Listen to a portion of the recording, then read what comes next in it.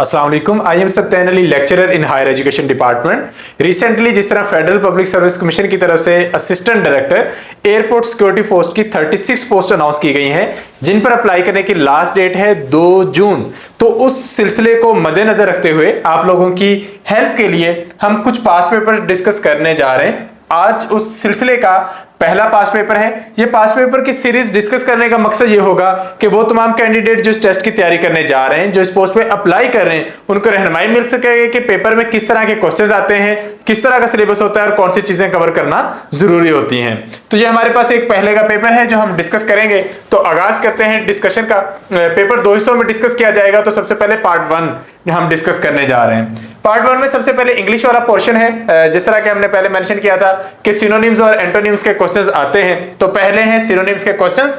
तो हमने मुख्तलिफ वर्ड्स के सिनोनिम्स देखने। तो पहला वर्ड है हमारे पास डिसपैशनेट।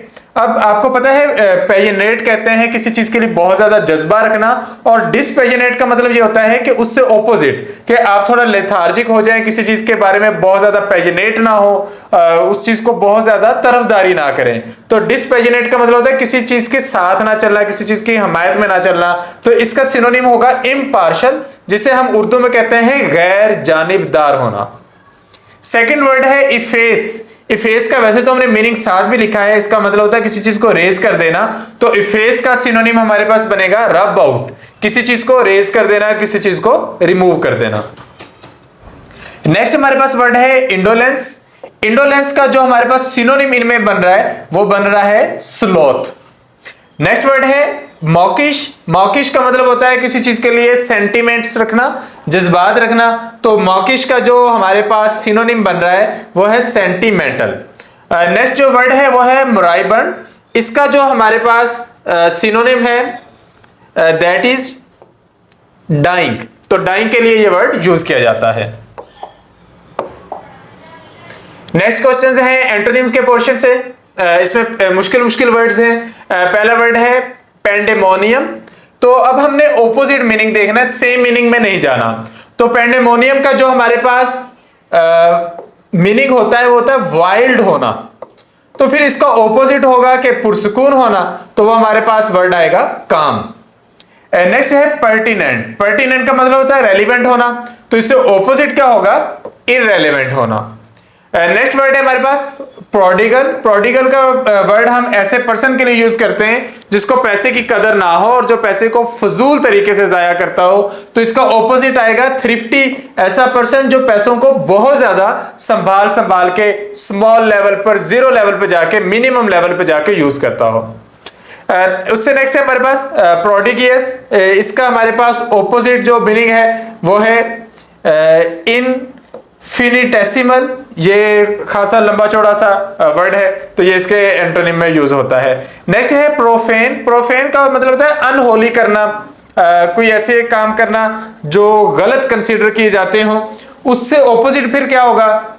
सैंक्टिफाई, यानी कि अच्छा बोलना, अच्छे काम करना। प्रोफेन गलत काम करना, गलत बोलना, अब्यूजिव होना। तो सैंक्टिफाई उससे ऑपोजिट हो जाएगा। तो आगाज हुआ है सिनोनिम्स और एंटोनिम से। सेंटेंस स्ट्रक्चरिंग में हमारे पास पहला है मैन्स फेट इज। तो आदमी की जो किस्मत होती है वो क्या होती है?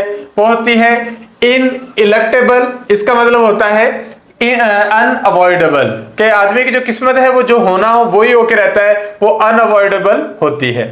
नेक्स्ट है Maria's dash failed.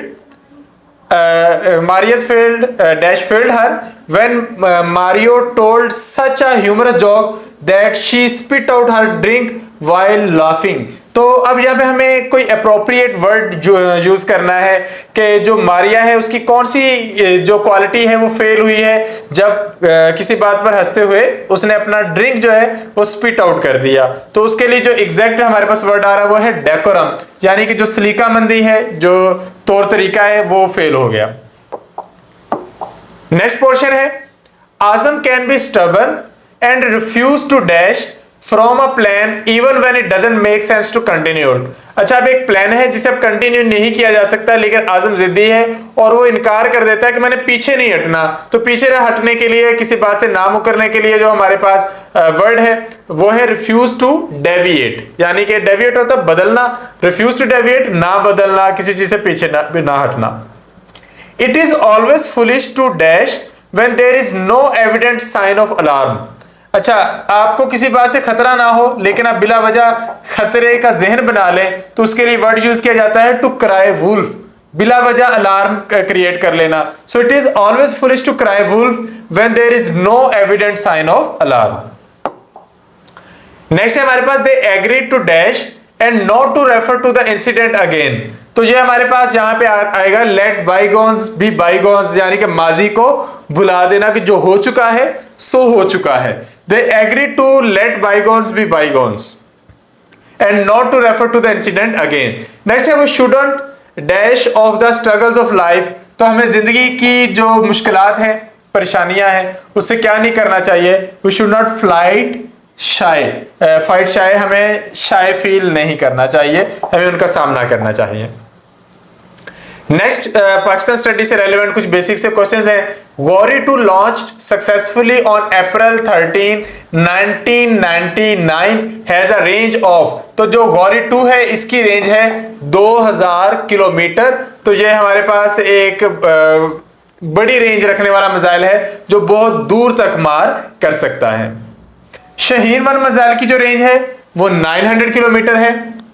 Multan DG Khan जो मोटरवे है, इसे हम M5 मोटरवे भी कहते हैं, इसकी लेंथ है 392 किलोमीटर। यहां पर एक इंपॉर्टेंट बात बता दूं कि मोटरवे में से अमूमन क्वेश्चन पूछ लिया जाता है मोटरवेज के बारे में। तो एक तो आपको यह पता होना चाहिए कि पाकिस्तान में कितनी मोटरवेज हैं, किस मोटरवे का क्या नाम है, यानी कि M1 कौन से शहरों को मिला रही है, M2 कौन से शहरों को मिला रही है, ये सब आपको पता होना चाहिए। और फिर उसके बाद उसकी जो लेंथ है वो आपको पता होनी चाहिए।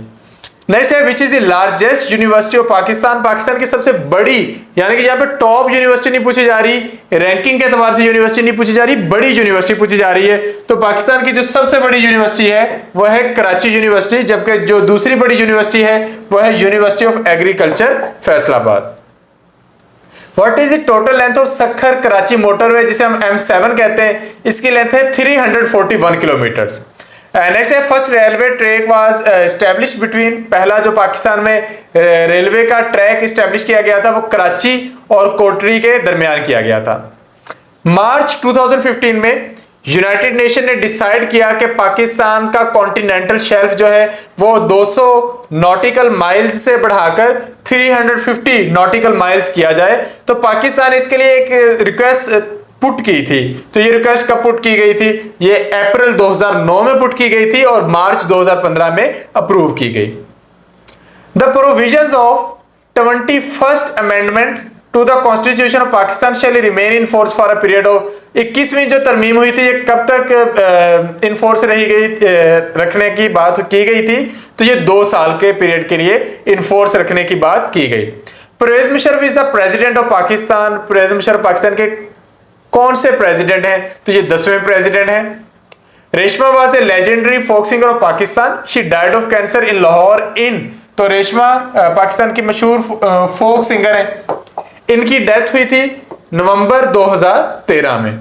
फेमस टीवी ड्रामा वारिस, टीवी का सबसे मशहूर ड्रामा भी कहा जाता है PTV का, ये किसने लिखा था, ये अमजद इस्लाम अमजद ने लिखा था।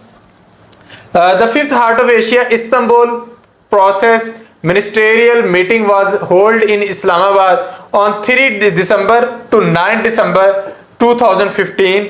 Where was the 4th meeting held? ये तो 5वीं मीटिंग है जो इस्लामाबाद में हुई, जो 4थी मीटिंग है वो कहां पे हुई थी, तो वो बीजिंग यानी कि चाइना में हुई थी। Who was the American ambassador who died along the President Ziaul Haq in plane crash in 1988। 1988 में तैयारी का हादसा हुआ था जिसमें पाकिस्तान के उस वक्त के सदर जनरल जियाउल हक की शहादत हुई थी, उनके साथ कुछ और आर्मी ऑफिसर्स की शहादत हुई, कुछ सिविल ऑफिसर्स भी थे और साथ अमेरिकन एम्बेसडर थे। तो उन अमेरिकन एम्बेसडर का नाम था आर्नल्ड राफेल। नेक्स्ट है recently a leading politician Salahuddin Quader Chowdhury was hanged in Bangladesh. His father Fazlul Qadir Chaudhary had served on an important position in Pakistan prior to separation of Bangladesh. अब बांग्लादेश की लैंदगी हुई है 1971 में, तो सलाहुद्दीन कादिर चौधरी चले गए बांग्लादेश, वहां पर उन पर मुकदमा चलते रहे और उनको फांसी दे दी गई। उनके जो फादर थे वो पाकिस्तान में एक बड़े ओहदे पर रहे थे, तो वो कौन सा ओहदा था, तो वो स्पीकर का ओहदा था, वो स्पीकर असेंबली के ओहदे पर कायम रहे थे। कामरान बिरादरी is one of the oldest Mughal monuments and located in Kamran Baradari. Actually ये लाहौर में एक इंपॉर्टेंट मॉन्यूमेंट है, मुगल दौर की यादगार है। तो ये कामरान कौन था जिसके नाम पर ये बारादरी बनाई गई, तो ही वाज सन ऑफ बाबर, ये शहंशाह बाबर का बेटा था और हुमायूं का स्टेप ब्रदर था, तो उसके नाम पर कामरान बारादरी बनाई गई थी। The youngest son of Maharaja Ranjit Singh was elevated at Maharaja at tender age of about 5 years, 5 साल की उम्र थी, तो रणजीत सिंह के बेटे को महाराजा बना दिया गया था। तो उस बेटे का नाम क्या था, उस बेटे का नाम था दुलीप सिंह।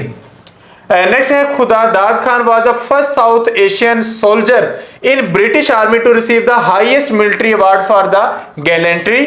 ये अवार्ड विक्टोरिया क्रॉस कहलाता था और वर्ल्ड वार 1 के दौरान ये अवार्ड दिया गया था। ये पहले साउथ एशियन सोल्जर थे जिनको ये अवार्ड दिया गया।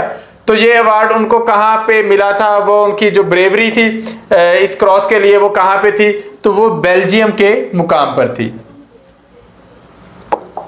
उन्होंने ये जंग लड़ते हुए वर्ल्ड वार 1 में अपनी खिदमत बेल्जियम में सरंजाम दी थी। नेक्स्ट है Deosai national park is remarkable as it is one of the highest plateaus in the world with an elevation of 4114 meters, in which region of Pakistan it is located। तो Deosai national park जो है ये गिलगित बल्तिस्तान में है, बहुत मशहूर है और बहुत हाइट पर है।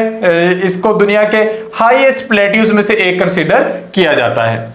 जीटी रोड का मुकम्मल नाम क्या है, इसका नाम है Grand Trunk Road. How many administrative divisions are there in Punjab. जब ये पेपर हुआ था तब 9 डिविजन थी, अब पंजाब की 10 डिविजन हैं total. Which one of the following districts of Punjab has the lowest population density? तो सबसे कम population density बहावलपुर में है, क्योंकि बहावलपुर एक रियासत का दर्जा रखती थी और यहाँ पर प्रॉपरली एडमिनिस्ट्रेटिव लेवल पर काम हुआ था, तो यहाँ पर जो population density है वो काफी कम है। तो यहाँ पर पहले पेपर की जो डिस्कशन है वो हमारी कंप्लीट हो जाती है पार्ट 1 में, और इसी पेपर का पार्ट 2 हम नेक्स्ट वीडियो में डिस्कस करेंगे। अब इसकी आपने तैयारी करनी है, जिस तरह के मैंने सेशन के वीडियो के शुरू में आपको बताया कि एएसएफ के सीटें हैं, 2 जून अप्लाई करने की लास्ट डेट है, तो इसकी तैयारी आपने करनी है। तो इसकी तैयारी के लिए नए सेशन का आगाज 1 जून से किया जा रहा है। सेशन को ज्वाइन करने के लिए आप डिस्क्रिप्शन में दिए गए नंबर पर राब्ता कर सकते हैं। Thank you, Allah Hafiz.